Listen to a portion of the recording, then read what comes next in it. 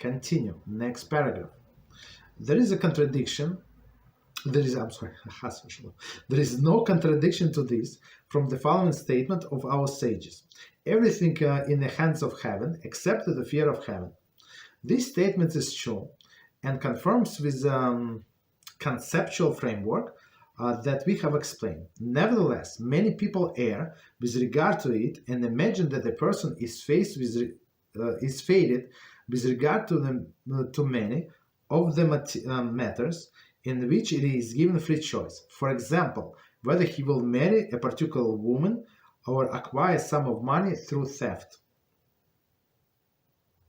Okay, so that's very interesting. So every paragraph has a lot of information. So let's do this paragraph again, and we're going to explain.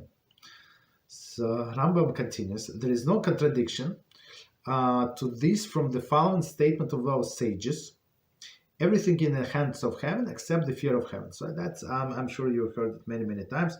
It's from Talmud Brachas 33a. Okay, no problem. So what does it mean? Nothing is up to us, right? Be a person rich or poor, sick or healthy, right? With the sickness, it's only one exception.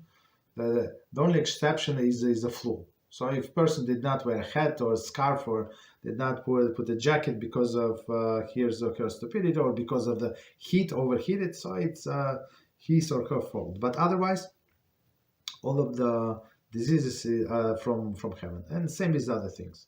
So some people praise, and I have this student, and very righteous lady, very righteous lady, very righteous family, right? Her husband also in our group, and their relatives, they drive them crazy. They say, okay, you became religious, so why are you not rich?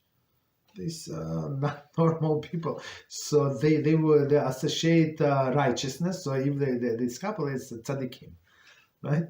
So in my mind, I mean, but their relatives say, no. If you're so righteous, if you love your God as you say, and your God is love you as you saying back, so why are you not rich? You understand? That's what people do.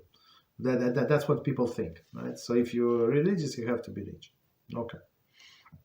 So one more time. So and now sages say everything in the hands of heaven, except for the fear of heaven. So here's a free choice.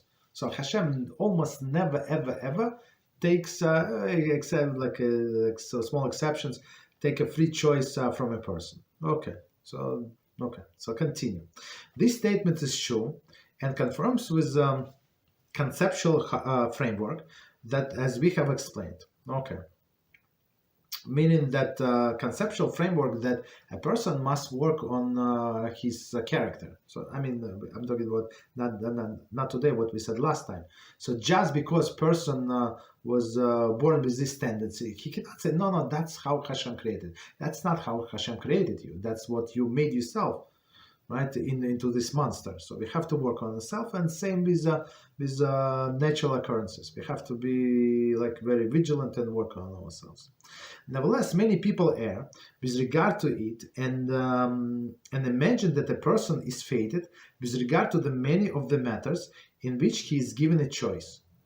Okay, so very interesting. So what, right? For example, whether he will marry a particular woman or acquire some of money through the theft. Okay, so people try to lie on this resume, and there were a few times somebody asked me to be one of the references on the shidduch resume, and I read the resume a few times. I was almost fainted. This person lied from the beginning. I mean, maybe about age. I don't know the exact age. Maybe they did not lie, or maybe the address or phone number or email. But 90% of what they say it was not true. So why? Because this person thought unless they would lie and pretend to be someone else, they would not get married. Right, or here is unless people steal or cheat the government or cheat a customer or cheat your boss, so they're never going to have enough money. You understand? So that's That's not Jewish approach, right? So we say it's all in the hands of HaShem, and what is in my hands to be righteous. That's it. So they ask me all of this question on resume. I tell them the truth. If the truth is not good for them, so they're going to reject. They're going to reject. Okay, no problem. Like there's a young fellow in my shul, and I think I spoke about him before. So a brilliant young fellow in his 20s. So when he was, I read his resume. It's amazing. Maybe he was 12 or 13 years old. I don't remember exactly. So he decided, and he was going to public school. He said, I cannot go to the public school. That's it. I'm going to lose my eternity. I'm not sure how he got there, but I never asked him. Maybe a little early. And he put himself in yeshiva.